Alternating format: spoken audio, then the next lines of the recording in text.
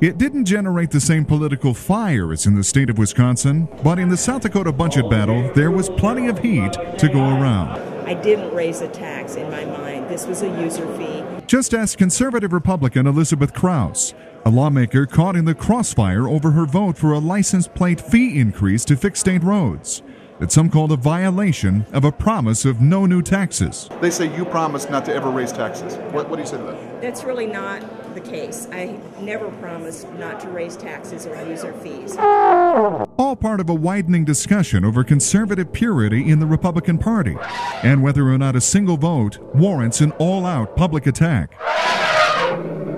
Well, it is an interesting question. Ultimately, I would say you don't go to war with someone who votes wrong once. However, if that starts to become a pattern, that's a problem. At issue in South Dakota, the tough medicine of across-the-board cuts to make up a $127 million structural deficit. Unlike last year, no federal stimulus money to offer an artificial reprieve. You also got to remember we're the least taxed state in the nation. So when you say, Isn't that a good thing, though? Don't we want to have the title as the least taxed state in the nation? well, I'm not saying that that's not a good idea.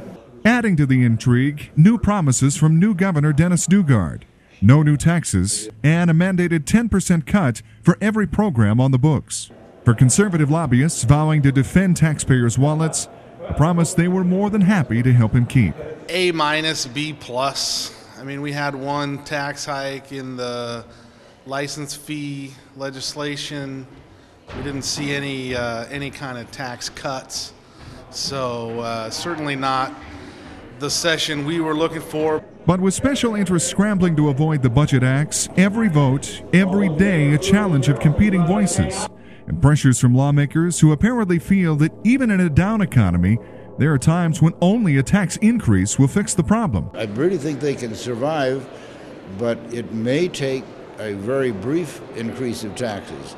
And so these days of belt tightening and tough choices put pressure on everyone at every level of government, holding lawmakers to high standards of fiscal concern. Now, when these individuals, these legislators who are on our side on many issues, vote against us, what we need to say is, hey, that was not a right vote. That was not appropriate to vote to raise taxes, for example. Please don't do so again. If that happens 2 or 3 times, you have a problem. And we are watching very closely to make sure that this doesn't become a habit. Shad Olson, SOS-TV News.